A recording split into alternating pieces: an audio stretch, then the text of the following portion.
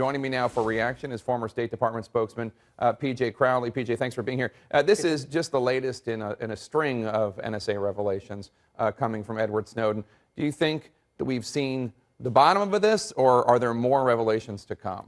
We don't know. I mean, obviously, at some point you'll reach the floor, and then you could begin to rebuild what has been damaged and restore what's been lost. But I'm not sure that we're at that point yet. And it's that drip, drip, drip aspect to it is one of the part of the difficulty the administration is having of getting ahead of it. How devastating are these charges when it comes to spying on our allies? I've heard that for the French, it's kind of feigned. They're not really outraged. They have a lot of intelligence services too. But the Germans are very offended, and obviously what we've heard out of South America, the state dinner being canceled, that's serious too. I think you have to separate these things out. I mean, obviously, from the string of Snowden revelations, the revelations and compromise of certain intelligence activities has been damaging. You know, we are talking about Europe. They are our closest friends. We've struggled at times. We have difference of opinion on lots of things. But Europe and the United States look at the world in largely the same way. So we will recover from this as we have recovered, from past, periods of time where there have been difficulties. But it will take some time. There's obviously a loss of comfort and potentially trust at the leadership level, and that probably will dog the president for the remainder of his time in office. You were a spokesman at the State Department and worked at the State Department for a long time. How offended forget the offended, how surprised would Angela Merkel be that her phone was listened into by U.S. intelligence? Would that be something that wouldn't even occur to her? Well, I think in the abstract, people do understand that nations spy each other, and actually for very good reason. Think of it this way.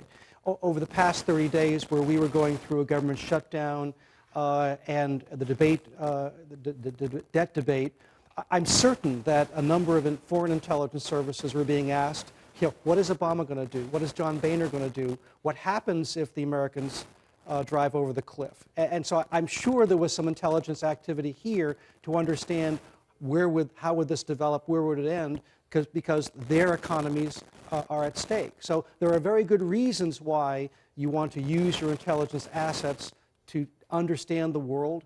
We try to understand what's happening elsewhere that affects us, and they do as well, because what we do affects them. Even President Obama's Homeland Security and Counterterrorism Advisor, Lisa Monaco, in her USA Today op-ed, conceded that the disclosures have created significant challenges in our relationships and that the programs are under review. What does that mean exactly, under review? Is that just a bone to throw to the Germans and others saying, just like President Obama or Jay Carney saying, we do not currently and we will not in the future listen in on Angela Merkel, but not really an acknowledgement that anything happened bad? Obviously, for Jay Carney to be able to say that, there has been some change and shift in political guidance. Okay, we need to do certain things, but this crosses a line. Let's pull back from that. So I'm sure there are some adjustments, and there will be some adjustments going on.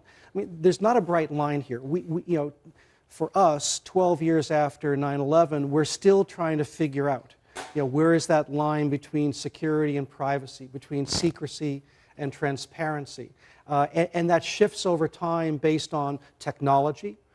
And as well as political need, and as well as understanding of the threats that you're facing. And so we'll make some adjustments from this. There is some damage. Some of the peak is for political gain or political purpose, but also some of this peak is actually a question of trust, and that's going to be something that we have to work to restore over time. All right, P.J. Crowley, thank you so much. We appreciate it.